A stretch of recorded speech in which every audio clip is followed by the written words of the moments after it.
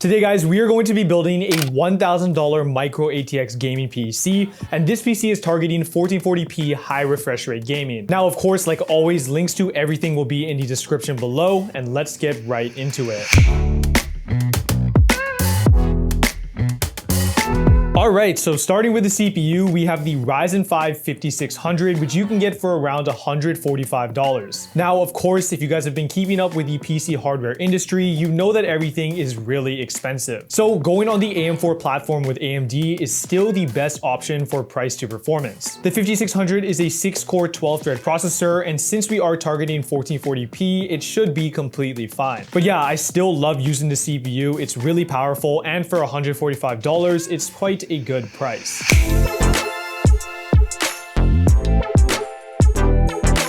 For the motherboard, we have the Asus Prime B550MA Wi-Fi Mark II, but the one I have linked below is the Gigabyte B550MK. Now, the reason why I have the Gigabyte one linked down below is simply because it's going for a lot cheaper. I think it's still going for $71, which honestly is really just a steal. Of course, the Asus one is good as well, so I'll link both of them, but I would recommend going with the Gigabyte one. A lot of the B550M boards are really similar, so depending if you get the Asus or one from MSI or Gigabyte, they're going to be really similar. And with all the parts we're pairing it with the CPU, GPU, and RAM, it should be completely fine.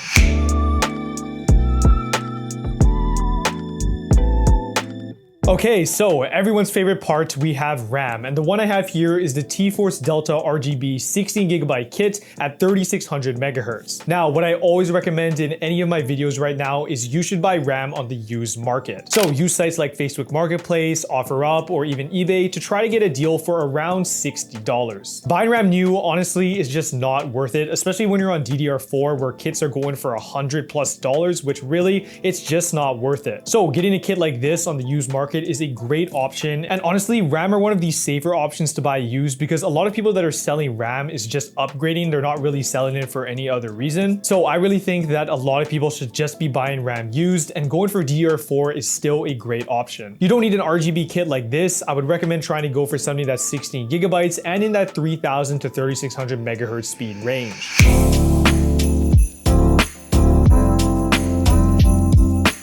Now, another part that has gotten really expensive, we have SSDs, and the one I have here is the T-Force Z44 A7Q 1TB NVMe SSD at Gen 4 speeds. Now, the one I have linked below, I'm pretty sure is one from Crucial. It's also a 1TB Gen 4 SSD, but as I mentioned earlier, prices for SSDs have been really bad. Another option we could have went with is going for a 500GB drive, but honestly, 500GB for a $1,000 gaming PC just doesn't seem right. So going for a 1TB option here is a great choice, and it gives us a lot of space for a couple of games and software that you might want. But yeah, we need someone to save the PC hardware industry, because if you're trying to build a gaming PC in 2026, it is quite difficult.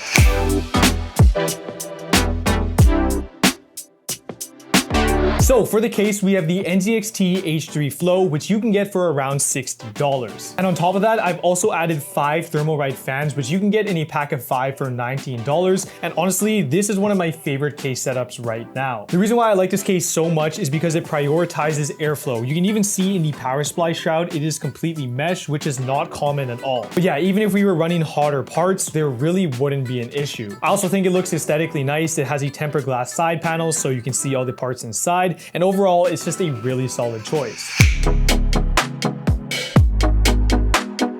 Now for the power supply, we're going with a trusty friend, which is the MSI Mag A650BN. Now this is a 650 watt power supply, and it should be more than enough for the parts we're using. Of course, this isn't a non-modular power supply, so it has all of the wires, even the ones that you don't need. But honestly, even though it is also an 80+ bronze rating only, it will work completely fine, and I've used it in a ton of builds, and it's been perfect. 650 watts, as I've said, is more than enough for what we're using, and overall, I think it's just a really good deal, especially at $58.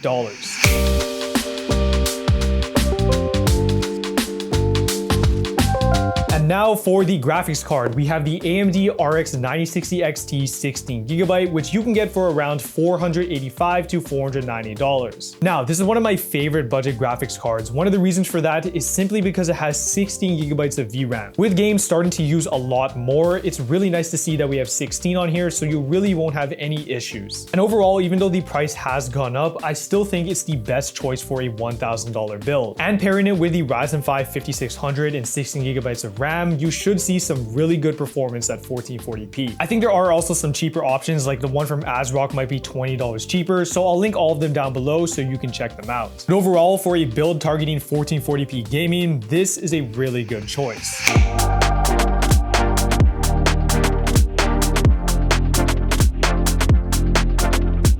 But yeah guys, that is the entire PC build, and the total for everything was just a little bit over $1,000, with which the performance on the parts we're getting is actually pretty good. So what I'm gonna do is show you guys some benchmarks so you guys can see how it performs.